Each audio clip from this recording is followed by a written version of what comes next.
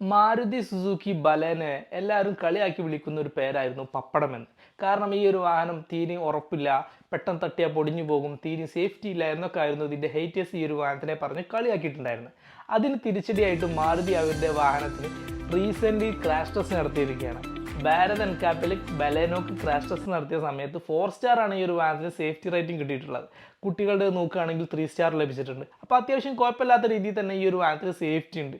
ഇതുവരെ മാരുതിയുടെ ഹേറ്റേഴ്സ് അല്ലെങ്കിൽ മാരുതിയുടെ കോമ്പറ്റ് ചെയ്യുന്ന മറ്റ് ബ്രാൻഡുകൾ ഫോക്കസ് ചെയ്തിരുന്നത് മാരുതിയുടെ വാഹനങ്ങൾക്ക് സേഫ്റ്റി ഇല്ല എന്നുള്ളൊരു കാരണം മുന്നിൽ പറഞ്ഞുകൊണ്ടാണ്.